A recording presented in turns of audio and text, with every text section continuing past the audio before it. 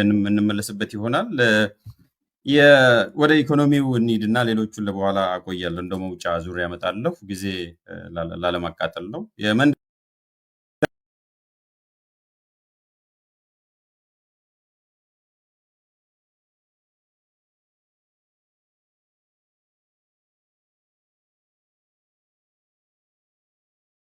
ሆነን ከዶክተሮች ጋር ተያይዞ ነው ባለፈው ሳምንት የነበረው። ዛሬ ስለ ኢኮኖሚ ነው የምናወራው፣ ግን ዞሮ ዞሮ የሚያያዙ ጉዳዮች ስለሆኑ ነው። አንደኛው ዛሬ ሪፖርተር ያወጣው ነው፣ አንተም ያየው ይመስለኛል። የውጭ ዕዳ እያንዳንዱ ኢትዮጵያዊ ቢካፈል $575 ይደርሰናል የሚል ነው ሪፖርተር ዛሬ ያወጣው ነው። አንደኛው የሚያሳየን ጉዳይ ነው። ሌላው ይሄንን ያዝልኝ። ሌላው ደግሞ ይህን ውይይትም እንድናደርግ አንዱ መነሻ የሆነው የሀገሪቱ ኢኮኖሚ አሁን ያለውን ዶክተሮች ብቻ አይደለም የጤና ባለሙያዎችን ብቻ ሳይሆን አጠቃላይ አሁን የሚቀርቡትን ጥያቄዎች መመለስ አንችልም የሚል ነው ቤዚካሊ። ለዛ ደግሞ የሚሆን ማሳያዎች አሉ። ይሄንንም ነገር እንድታየው እፈልጋለሁ። አይ ቲንክ የሆነ ሰው ነው የሰራው ከርተሲ ቱ አቤል መሰለኝ ሳላሪዎችን በሁለት መልኩ አድርጎ ያስቀመጠው ነው። በአፍሪካ የሚከፈለው ሳላሪ እና ጂዲፒ ነው። እንደሚታየው ኢትዮጵያ ላይ ፍሪ ብለው ነው ያስቀመጡት። ሄደው ኢትዮጵያ ጋር ሲሄድ ፍሪ ነው ያሉት። ምክንያቱም 72 ቢቢሲ የሰራው ቢቢሲም ሰርቷል። የቢቢሲው ላይ ኢትዮጵያ ላይ 79 ነው 79 ኦልሞስት በነፃ እንደማገልገል ነው የሚሆነው። እነኛ ሀገር በወር የሚከፈለውን ነው የሚያሳየው። ሶስተኛውና የመጨረሻ ማሳያ እንዲሆነን የምፈልገው የአንድ ዳታ አለ ኮምፓይል የተደረገ እኔም ላጋራ የምፈልገው ጉዳይ እሱም እስከዛሬ ድረስ ላለፉት 7 ዓመታት ከዛ በፊት ተጀምረው ያላለቁ ከዛ በኋላ የተጀመሩ ከፊል ያለቁ በሌላ መልኩ ደግሞ አንዳንዶቹ ጭራሽ ወቅቱን ያልጠበቁ ሌሎቹ ደግሞ የብልጭልጭ ፕሮጀክቶች የሆኑ ምንም ኢኮኖሚያዊ ጥቅም የሌላቸው አንዳንዶቹ ደግሞ ቢኖራቸውም በወቅቱ ያልተጠናቀቁ በሌላ መልኩ ደግሞ ቅድሚያ ያልተሰጣቸው ፕሮጀክቶች በሚል ነው ኮድ ያደረኳቸው። አንተም ጋር ዳታው አለ።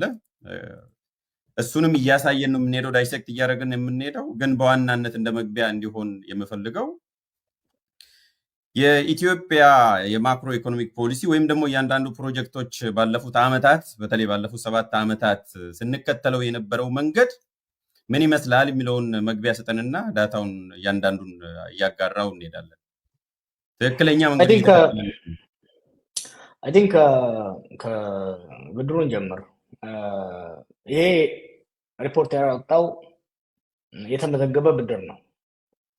በፊርማ በግልጽ በፓርላማ የተበደረ ነው። የኔ ጥርጣሬ በድብቅ ብዙ ተበድረናል። አይ ሪፊውዝ ቱ አክሰፕት ኤሚሬቶች ይሄ የሚከፈሉ ገንዘብ ለሰደቃ ነው ብዬ አላም። አይ ሪፊውዝ ቱ ቢሊቭ ዚስ። ቀላል ገንዘብ አይደለም ያወጡት፣ ለጦርነቱ ብቻ ሳይሆን ለተለያዩ ነገሮች። ሂደት ስለሆነ መጥቀስ አልፈልግም። ከተለያዩ ምንጮች የምሰማው አለ።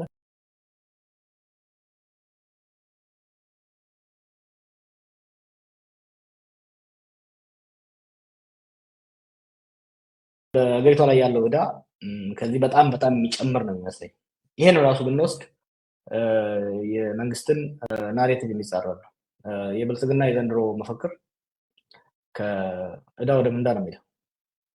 አንዱ ሲናገሩት የነበረው እና ሲፎክሩበት የነበረው ሀገሪቷ ላይ የነበረውን ዕዳ በጣም ቀንሰናል፣ በጣም አውርደናል የሚሉት ነው።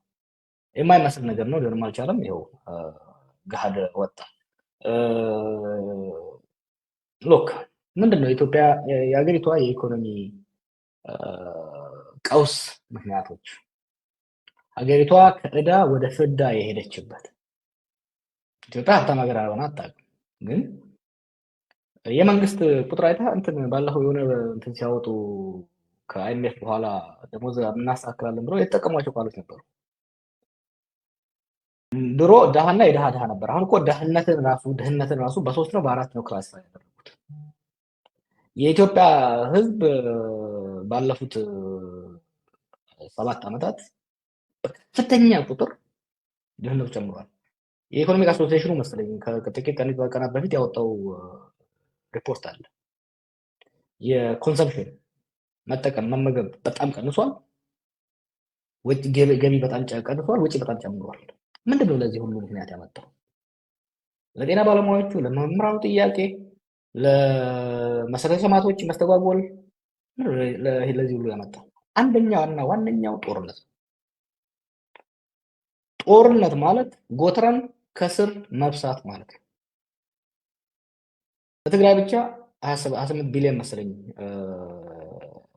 የወደመው። አማራ ላይ ፕሬዝዳንቱ ሲናገሩ የሰማሁት 10 ቢሊዮን ነው። ኦሮሚያ ላይ ፕሮባብሊ 20 ቢሊዮን ይሆናል። So we're talking about 50 billion plus destruction.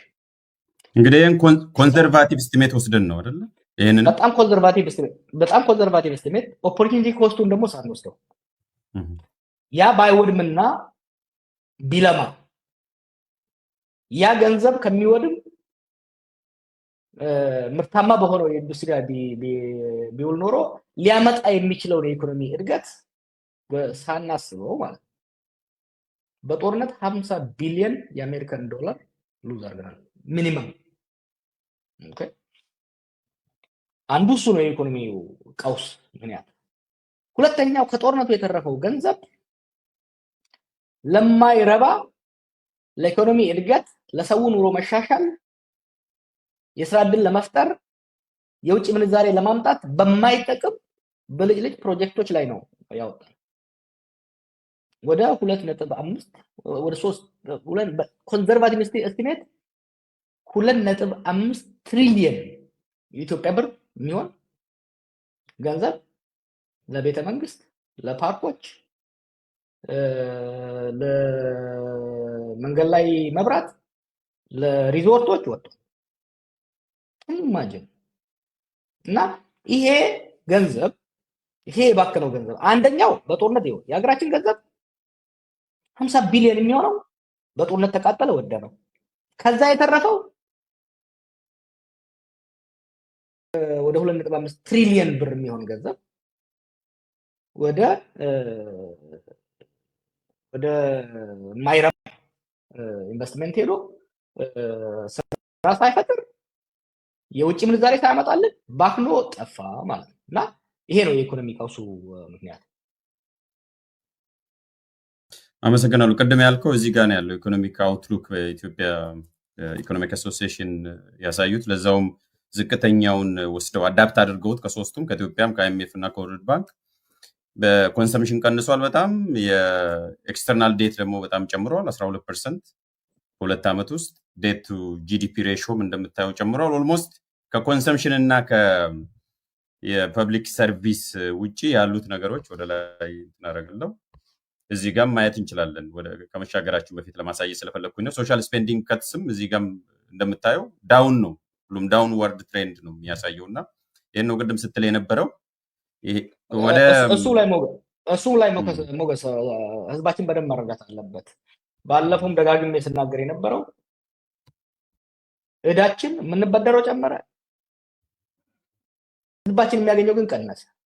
በጤና በትምህርት ለማዳበሪያ የሚወጣው በጣም ቀነሰ። ለእዳ ግን የሚከፈለው የምንወስደው ዕዳ እየጨመረ ለትምህርት የሚወጣው ለሌላ በህዝብ ላይ የሚወጣ ገንዘብ በጣም ነው የቀነሰው።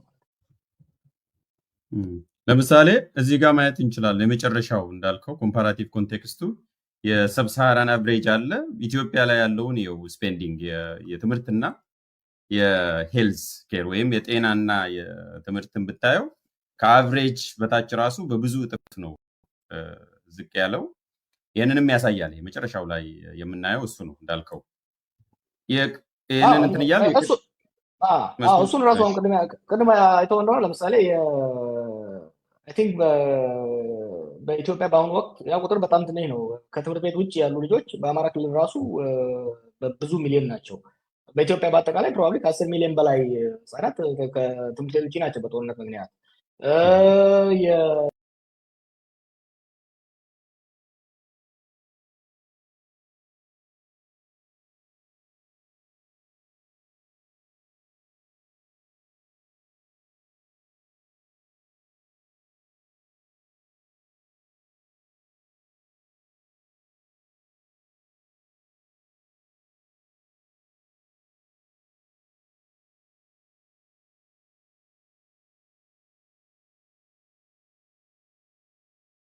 ሪል ታይም ማለት ነው። ደሞዝ ሪል ታይም በከፍተኛ ሁኔታ ነው የቀነሰው እና ያን ሰው ደሞዝ እዚህ ላይ እንደምታየው ያን ሰው ደሞዝ ከቨር ማድረግ የሚችለው ማለት ነው አብቃቅተህ ከቨር ሊያደርግ የሚችለው 50% የሚሆነውን የወራዊ ወጪህን ብቻ ነው።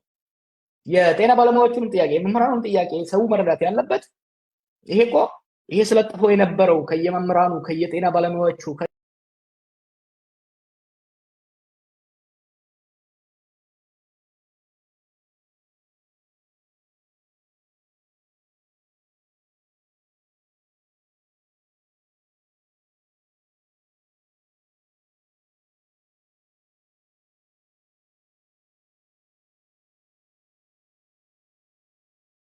እስከ ጅጅጋ ሲመጣ የነበረው ኢንፎርሜሽን ምንድነው?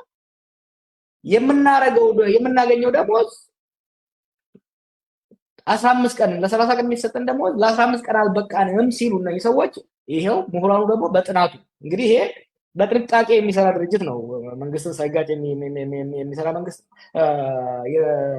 ድርጅት ነው እና በከፍተኛ ሁኔታ ነው የቀነሰው። የጤና ስፔንዲንግ በዓለም ስምምነት አንድ ሀገር ቢያንስ 15% የሚሆነው በጤና ላይ ማውጣት ነበረባት። እንደምታየው እዚህ ላይ በከፍተኛ ደረጃ በጤና ላይ እየወጣ ያለው ከ6 እስከ 7% ብቻ ነው የሚሆነው ያለው እና ይሄ ድህነት በከፍተኛ ደረጃ ኢትዮጵያ ውስጥ እየተስፋፋና እየከፋ ለመሆኑ እዚህ ላይ መከራከር ራሱ አይቻልም። እዚህ ላይ ጉንጭ አልፋ ነው። እዚህ ላይ መከራከር ማቆም መቻል አለባቸው። እዚህ ላይ ይኸውልህ ኢህአዴጎች ሙስና ነበራቸው፣ መድሎ ነበራቸው፣ ኢኮኖሚ ግን እያደገ ነበር። ክርክራችን እነሱ ደብል ዲጂት ኢኮኖሚ እያደገ ነው ይላሉ። አይ እኛ ደብል ዲጂት አይደለም እያደገ ያለው ፕሮባብሊ 7-8% ነው እያደገ ያለው። ከኢኮኖሚ እድገቱ ደግሞ ፍትሃዊ ክፍፍል እየተገኘ አይደለም ነበር ክርክራችን ትዝ ካለ። አሁን እዛ መከራከር አንችልም። አሁን ዲፎ ዳቦ እየጠበበ እየቀጨጨ እያነሰ ነው እየሄደ ያለው። ድሮ ለኔ የደረሰኝ ቁራሽ አልበቃም ነበረ። ዳስ ወደ ዲቤት ነው። ጥሩ እንግዲህ አሁን ወደ ፕሮጀክቶቹ ደግሞ እንሂድ ጀዋር እና እያንዳንዱ ይሄ ደግሞ በጣም ኮምፕሬሄንሲቭ ጊዜ የፈጀ ነው ይሄንን ራሱ ኮምፓይል ለማድረግ። እስቲ ሁለት አይነት አሉ። ከድሮ የነበሩ ፕሮጀክቶችም አሉ